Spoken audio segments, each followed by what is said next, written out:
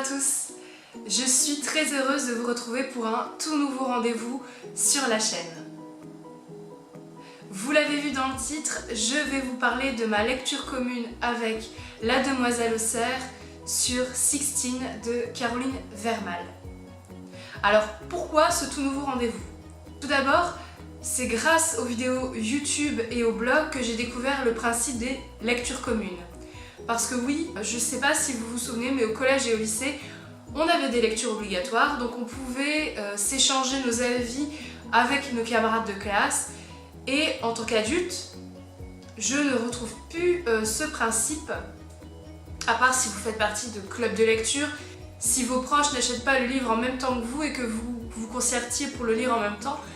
Voilà, c'est assez difficile, donc grâce à YouTube et aux différentes personnes que je suis, j'ai découvert ce principe et j'en ai déjà fait quelques-unes.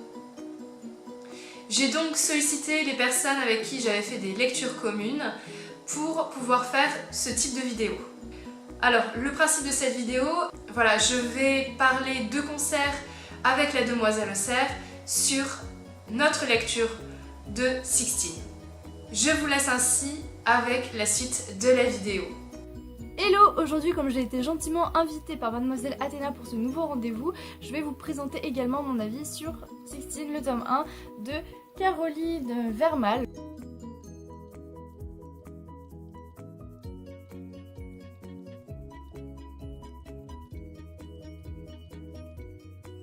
Alors pour faire un résumé très rapide, c'est l'histoire d'une fille qui s'appelle Jessica et de son mec qui vont se marier et qui se retrouvent mystérieusement emmurés dans une pyramide. Et là c'est la grande découverte et on va faire une enquête pour savoir un petit peu ce qui s'est passé. Donc tout d'abord, la couverture elle est plutôt très sobre, elle est noire, elle est brillante avec des nénuphars bleus. Oui, c'est plutôt sobre. Après, est-ce que ça fait penser à l'Égypte? Mis à part ça, je dirais que non. Le format, c'est un grand format. J'ai vu plus grand quand même, donc je le trouve assez, on va dire, restreint en largeur. Donc ce livre se compose de 3 parties et je vais vous montrer les en-têtes de parties en cachant ça parce que c'est très spoilant. Voilà. Je rajouterai également que l'on suit beaucoup de personnages. On va suivre bien sûr Jessica et Seth qui sont les premiers protagonistes que l'on suit, mais également des conservateurs en archéologie égyptienne, donc des égyptologues, des journalistes, un détective, des policiers et d'autres scientifiques ou d'autres personnes qui tournent autour du monde de l'égyptologie. Au fur et à mesure du roman, on va voir que ces différents protagonistes travaillent de concert, s'intègrent, se rencontrent, et donc je peux que vous recommander de prendre des notes pour pas vous perdre dans les personnages et de voir quelles sont leurs professions, pourquoi ils interagissent entre eux. Donc comme vous l'a précisé La Demoiselle aux Cerfs, on a 3 parties. L'originalité de la première partie est que au fur et à mesure des chapitres, on a des chapitres originaux qui sont en italique et que l'on comprend vraiment subtilement pourquoi ils sont là. Vraiment, c'est des chapitres énigmatiques. On ne retrouve pas ces chapitres dans la deuxième et la troisième partie et on comprend vraiment à la toute fin du livre pourquoi l'autrice a divisé son livre en 3 parties.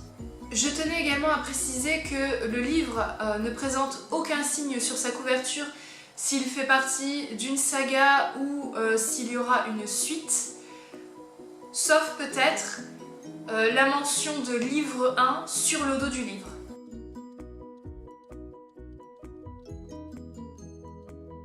Pourquoi j'ai fait une LC sur ce livre? C'est parce que je l'ai présenté lors d'un book haul et La Demoiselle aux Cerfs m'a sollicité car elle l'avait dans sa pile à lire.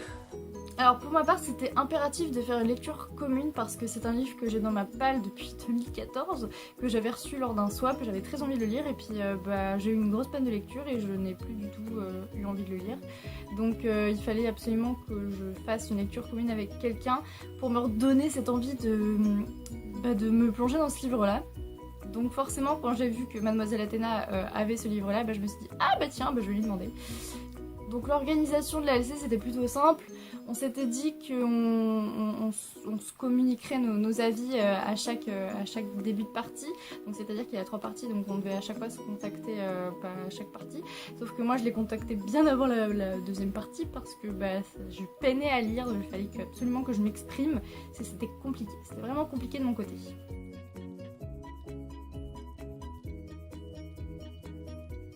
Alors en ce qui concerne mes attentes, étant donné que ça parle d'Égypte, moi j'adore l'Égypte, particulièrement la mythologie égyptienne et tout ce qui est pharaon et tout ça, leur mode de vie et tout ça.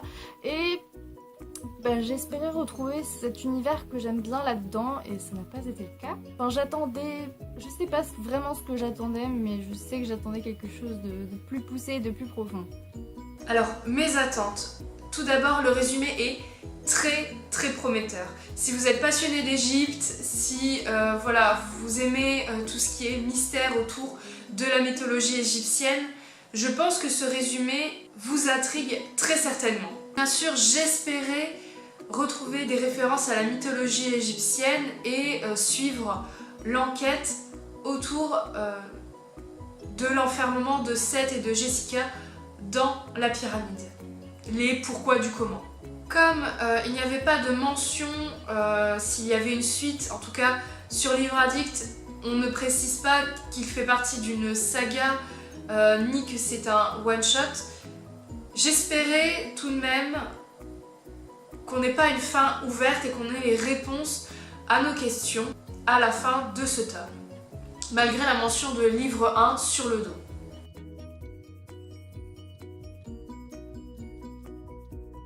La question que tout le monde se pose, c'est est-ce que tu as terminé ce livre? Et la réponse est non, je l'ai lâchement abandonné parce que je n'en pouvais plus, ça me gonflait. J'ai trouvé le rythme très lent, il y avait beaucoup trop de personnages en quelques pages, je me suis retrouvée un petit peu submergée. Voilà, le rythme était plutôt lent, disons-le concrètement, je me faisais chier. Mais j'avais quand même envie de garder un petit peu espoir, donc j'ai lu jusqu'à la deuxième partie. J'ai lu ensuite un chapitre de la deuxième partie et là je me suis dit non, c'est bon, te force pas, ça ne sert à rien, tu n'as plus envie de lire, tu n'as plus envie de continuer, ne va pas te faire une peine de lecture. Donc voilà, concrètement, c'est pas fait pour moi ce livre-là. Voilà. En fait, il y a plusieurs facettes de ce livre-là, c'est-à-dire que la première partie, ça va être une enquête, la deuxième plutôt vers du fantastique. Et du coup, moi, la partie enquête m'a complètement plombée, ça m'a plombée. Il y avait quelques éléments intéressants, genre l'intrigue, mais c'était lent, beaucoup trop lent. Donc. Bien que la demoiselle au cerf ait abandonné sa lecture, j'ai voulu poursuivre ma lecture personnellement parce que voilà, j'étais vraiment intriguée par ce livre et j'ai eu ce que l'on peut dire un coup de cœur. J'avais vraiment un avis opposé à elle et justement j'essayais de la pousser à poursuivre sa lecture, mais je comprends tout à fait ses arguments, pourquoi elle a abandonné, pourquoi elle n'a pas apprécié sa lecture. Contrairement à ce que l'on peut s'imaginer d'après le résumé et ce que l'on peut imaginer quand on nous vend voilà, l'Égypte ancienne, on avait toutes deux espéré qu'on avait une partie fantastique sur l'Égypte ancienne. Malheureusement, on est principalement sur un thriller. Je dis malheureusement, mais pour moi, ça a été plutôt un argument positif. J'ai beaucoup aimé le fait que l'autrice n'est pas partie dans le cliché de la romance. En tout cas, c'est ce qu'on croit quand on lit le premier chapitre. On découvre Jessica qui va se marier avec le beau et richissime Seth. Mais ça va tout de suite déchanter quand on va découvrir qu'elle est enfermée avec son mari dans une pyramide. Enterrée vivant, bien sûr. D'où le fait qu'on est plus sur un thriller. Bien sûr, les chapitres énigmatiques sont l'élément un peu fantastique, mais je tiens à préciser qu'on reste quand même principalement sur du thriller. Et c'est ça que j'ai beaucoup aimé puisque il est adressé à un public young adulte. Et l'autrice vraiment parle à son lecteur, entre guillemets bien sûr, comme si c'était des adultes. Elle utilise un vocabulaire très spécialisé, très scientifique.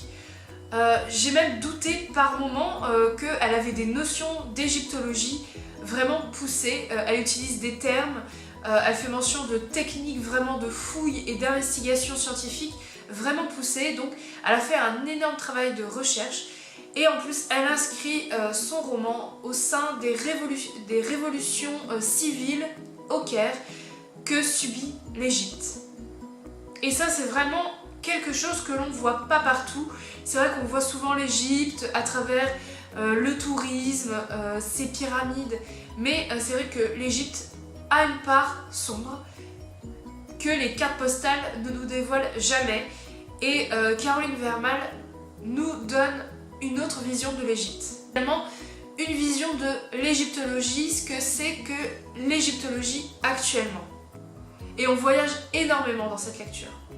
On va au Caire, on va en Angleterre, on va en France, on va en Allemagne, on va au Mexique. Bien sûr, le point qu'on peut relever négatif, c'est qu'on espère du fantastique et il n'y en a pas vraiment, ou en tout cas c'est vraiment subtil.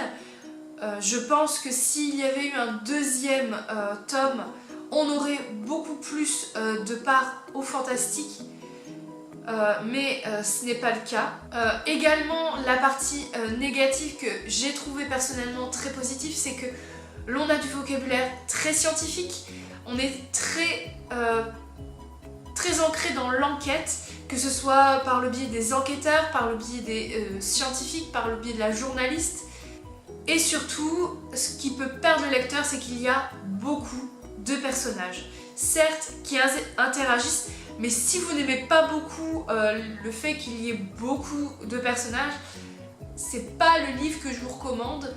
Je vous recommande si vraiment vous voulez pas vous perdre de prendre des notes. Mais pour moi, le gros point noir que je relèverais, c'est que ce n'est pas un one-shot. Vraiment, je pense que Caroline Vermal pensait que ça allait être une saga, au moins une duologie, voire une trilogie. Voilà, on a des réponses, on a des notions, mais voilà, la partie fantastique n'est pas aboutie. On a une fin clairement ouverte, même si on a quelques éléments de réponse. On a une fin ouverte et ça c'est vraiment dommage. J'aurais aimé avoir la suite de ce roman puisque pour moi c'était un coup de cœur. Je lui ai mis personnellement la note de 4 sur 5 parce que justement je n'avais pas la suite, mais clairement c'est un coup de cœur.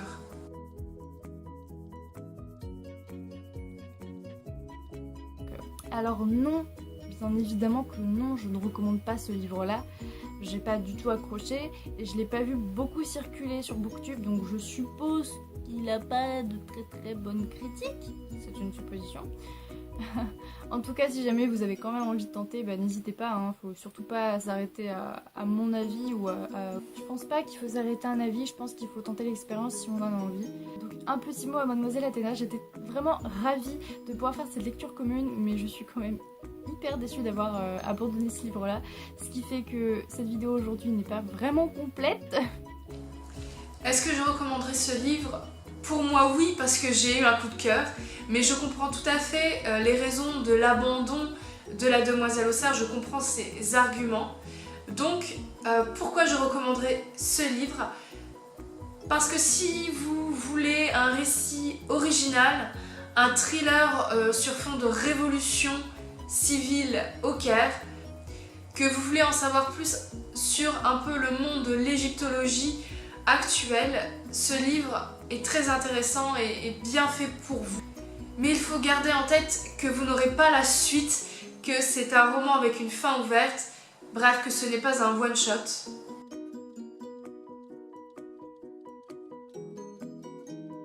J'espère qu'on en refera d'autres et que je pourrai apprécier davantage ma lecture parce que j'avoue qu'en ce moment c'est un petit peu chaotique niveau lecture commune. Bon, voilà. Et du coup je te fais un bisou Mademoiselle Athéna et je vous fais un bisou à tous. Salut!